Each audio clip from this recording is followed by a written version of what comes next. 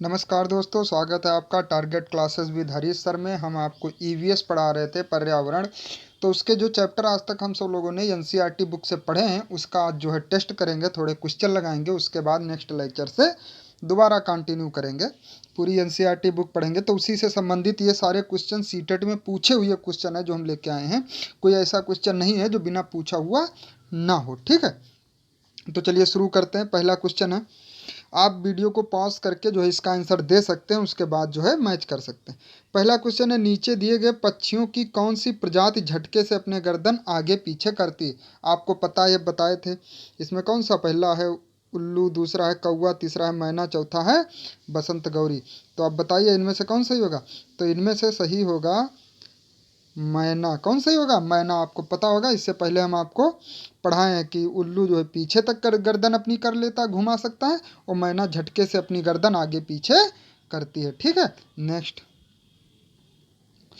पहला, बच्चों को पर्यावरण अध्ययन सीखने में प्रभावशाली तरीके से जोड़ा जा सकता। आपको इससे पहले जो हम एक पेडागोजी टर्म लेके आए थे पर्यावरण ईवीएस की बुक से एनसीईआरटी की, तो उसमें आपको बताए थे कि बच्चों को कुछ भी सिखाना हो तो सबसे प्रभावशाली तरीका होता है कहानी।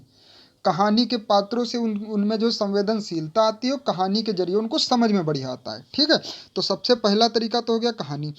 और अगर वृत्तांत हो तो सबसे बढ़िया। अगर आप कहीं जाके उसको जो है साक्षात रूप से उसको दिखा के उसको जो है मूर्त रूप से उसका अनुभव करा रहे हैं, तो सबसे बढ़िया होगा, ठीक है। तो आपको पता है, ये भी जो है आपको पता है, कहानी और वृत्तांत, कहानी और वृत्तांत, ठीक है। अवधारणाओं की प्रभावशाली व्याख्या, अवधारणाओं को, ये बच्चे जो होते हैं छोटे, ये ज़्यादा सीखने में जो है क्षमता उनमें नहीं होती। कहानी के द्वारा और वृत्तांत के द्वारा अगर उनको आप कहीं बाहर ले जाओ, दिखाओ, वो अपने डायरी में नोट करें, है ना। आप पढ़े होंगे ये कि डायरी में नोट करना, कहाँ क्या देखा, ये सब अच्छी चीज़ें होती, ये उनके दिमाग पर सीधा प्रभाव डालती। इसलिए सही कौन सा होगा? वृत्तांत और कहानी। ये भी हम आप लोगों को पॉइंट बता चुके हैं। वृत्तांत और कहानी, पहला और दूसरा। पहला दूसरा कौन सा? बी। बी में पहला दूसरा है, तो सही कौन सा है? बी। नेक्स्ट, नेक्स्ट है कि उच्च ज्वर के साथ कपकपी जिसका उपचार सिनकोना पेड़ की छाल से किया जाता है, वह है। ये सीटेड 2019 दिसंबर में पूछा हुआ क्वेश्चन है, ठीक है। तो क्या होगा? उच्च ज्वर के साथ कपकपी आती है जिसका उपचार जो है सिकोना, सिकोना यार सिनकोना, कुछ भी कहो, सिकोना पेड़ की छाल से तैयार किया जाता है। वह क्या है बताए? सिनकोना पेड़ की छाल से जो प्राप्त किया जाता है, किसके? मलेरिया। मलेरिया की दवा जो है सिकोना पेड़ की छाल से बनाई जाती है, ठीक है। नेक्स्ट, नेक्स्ट है चौथा क्वेश्चन। चौथा क्वेश्चन देखिए, ये हम आपको बता चुके हैं। कायदे से आप वीडियो पॉज करिए, पहले इसको मैच कीजिए कॉलम से कॉलम, फिर आप बताइए। हांगकांग, देखिए चौथा, पांचवा, ये देखिए यहाँ लिखा है पकाया हुआ सांप, ठीक है। पांचवा यहाँ लिखा है, तो चलिए यहाँ लिख देते हैं। 5 नंबर पे है पकाया हुआ सांप। पकाया सांप या पकाया हुआ सांप, ये 5वां नंबर है, नीचे लिखा है तो हम यहाँ लिख दिए, ठीक है। तो पहले देखते हैं हांगकांग। किसी भी करी के साथ टैपियोका नहीं। हांगकांग में क्या मांगते हैं? लिंगू फेन। आपको बताए थे हांगकांग में होटल में जाके आप लिंगू फेन ऑर्डर कीजिए तो आपको क्या देगा? भाई पकाया हुआ सांप देगा ना। यदि आपको सांप खाने का मन है तो आप जो है, यदि हांगकांग में रहते हैं तो आप क्या ऑर्डर करेंगे? लिंगू फेन। लिंगू फेन में क्या देता है? पकाया हुआ सांप। तो पहला तो मैच करेगा 5वें से, पहला 5वें से मैच कर गया ना, ठीक है। दूसरा केरल। केरल में जानते हैं आप कि नारियल और टैपियोका जो है दोनों अपने घर के आंगन में उगाकर मिला के खाते हैं। तो करी के साथ टैपियोका, टैपियोका नाम आ जाए केरल, ठीक। ये हो गया दूसरा, ठीक है। तीसरा कश्मीर। कश्मीर में क्या करते हैं? सरसों के तेल से बनी मछली, तो सरसों के तेल से बनी मछली, ठीक है। और गोवा में कौन सी मछली खाते हैं? यह सीटेड 2019 का पूछा हुआ है। गोवा में खाते हैं नारियल के तेल से बनी मछली। तो देखिए, पहले का पांचवा, पहले का पहले का जो पांचवा सही हो, और दूसरे का कौन सा सही है? दूसरे का पहला सही हो, और तीसरे का दूसरा सही हो, चौथे का कौन सा सही हो? तीसरा सही हो, चौथे का तीसरा सही हो। तो चलिए देख लेते हैं कौन सा है ऑप्शन में। देखिए, पांचवे का पहला, लेकिन दूसरे का दूसरा नहीं था, दूसरे का पहला था। तो पांचवे का पहले का पांचवा बी में, दूसरे का पहला, तीसरे का दूसरा, चौथे का तीसरा, यही सही है, बी वाला सही है, ठीक है। नेक्स्ट, कौन कथन सही है? ये भी सीटेड में पूछा हुआ क्वेश्चन है। पहला है राजस्थान में गांव के लोग मिट्टी के घरों जिनकी छतें कटीली झाड़ियों की होती है रहते हैं। तो पता आपको, ये तो हम अभी कल ही बताए थे, कल ही लेक्चर में बताए थे कि राजस्थान के लोग जो है मिट्टी की मोटी मोटी दीवारें बनाते हैं और उनके जो है मिट्टी से लीपते हैं, उनकी दीवारों को मोटी मोटी दीवारें बना के मिट्टी से लीपते हैं और उनकी छतें कैसी होती, कटीली झाड़ियों की होती हैं। तो ये तो सही है। मनाली में घर बांस के खंभों पर बना। मनाली कहाँ है? मनाली है हिमाचल प्रदेश में। कहाँ है? मनाली हिमाचल प्रदेश में पड़ता है। और आपको पता है वहाँ खंभों के बांस पर घर नहीं बनाए जाते। कहाँ बनाए जाते हैं? असम में। असम में बांस के खंभों पर घर बनाए जाते हैं। मनाली में पत्थर और लकड़ी के घर बने होते हैं। तो ये तो भैया बांस के खंभों पे तो असम में बनाए जाते हैं, ये तो गलत है। लेह में पत्थर के 2 मंजिले घर बनाए जाते हैं, नीचे की मंजिल पर जरूरत का सामान और जानवर को रखते हैं। ये भी सही है, मतलब पहला सही है और तीसरा सही है। तो इसमें कौन सा सही होगा?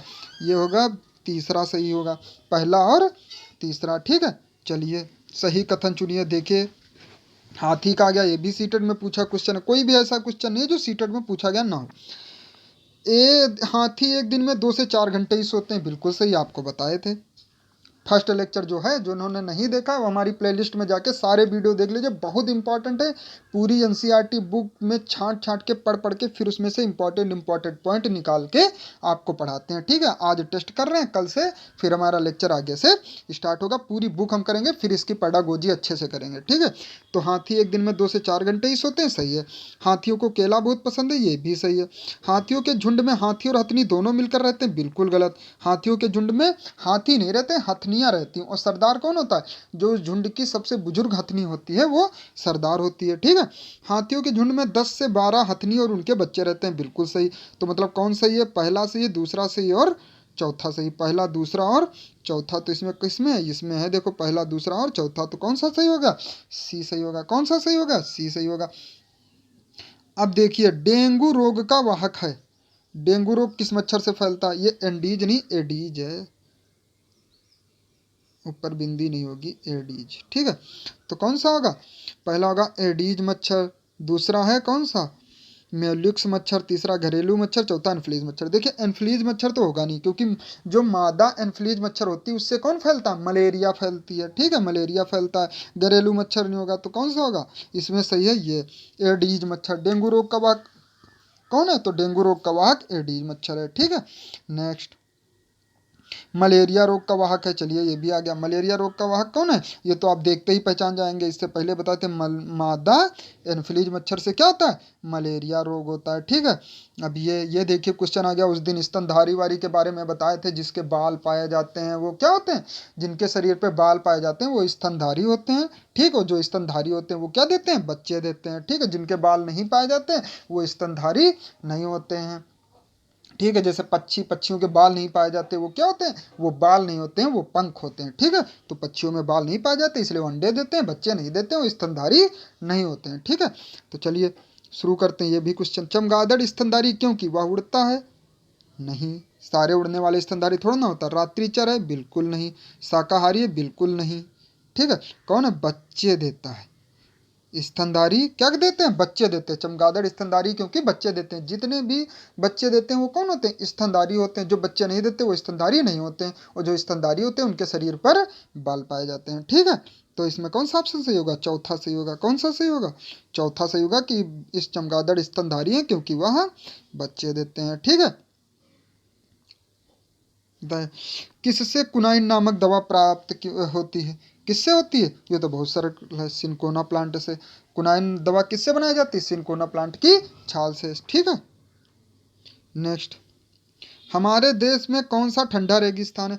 बेसिकली हमारे देश में सिर्फ एक ही ठंडा रेगिस्तान है, वो कहाँ है? लद्दाख में। लेह लद्दाख जो हमारा क्या यूनियन टेरिटरी है। ठीक है, वो हमारे देश में कुल कितने यूनियन टेरिटरी हैं? कितने केंद्र शासित प्रदेश हैं? 8 हैं। पहले 9 थे, उसके बाद 26 जनवरी सन 2020 को दादर नागर हवेली और दमन द्वीप को मिलाकर क्या कर दिया गया था? एक कर दिया गया था, तो जिससे 9 से 8 हो गए थे। ठीक है, तो दादर नागर हवेली और दमन द्वीप ये 2 नहीं, ये एक केंद्र शासित प्रदेश हैं। तो कितने हो गए? 8। हमारे देश में कुल 8 केंद्र शासित प्रदेश हैं।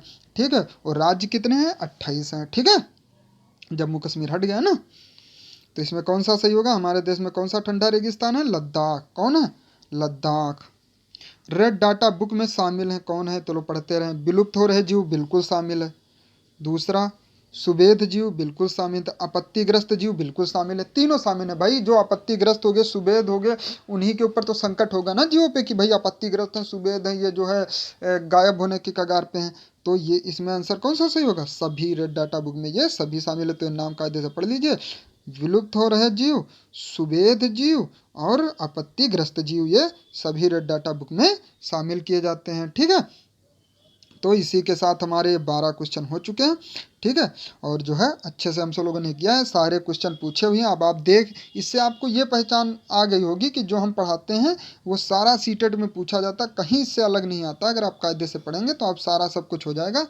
तो जो है कल से जो है फिर से हम अपना वही सीटेट की बुक से जहाँ से पढ़ा बंद किए थे वहाँ से फिर पढ़ाएंगे। उसके बाद 2-4 लेक्चर लेने के बाद फिर आपका इसी तरीके से टेस्ट लेंगे, वही क्वेश्चन पूछेंगे जो आज तक पूछे जा चुके हैं। नया क्वेश्चन हम कोई लेके अपनी तरफ से बना के नहीं लाएंगे। ठीक है, ये सारी जो है प्रीवियस ईयर पूछे गए ये क्वेश्चन सारे हैं जो सीटेट में पूछे गए हैं। ठीक है, तो जो हमारे चैनल पे नए हैं और जिन्होंने सब्सक्राइब नहीं किया वो प्लीज़ सब्सक्राइब कर दें। यदि आपको ये वीडियो पसंद आ रहा है तो लाइक करें, शेयर करें और जो है सब्सक्राइब करें। यदि आपको कोई शिकायत है या पीडीएफ चाहिए या कोई ऐसी चीज़ है तो आप कमेंट बॉक्स में जो है लिख के हमको बता सकते हैं। ठीक है, धन्यवाद, जय हिंद।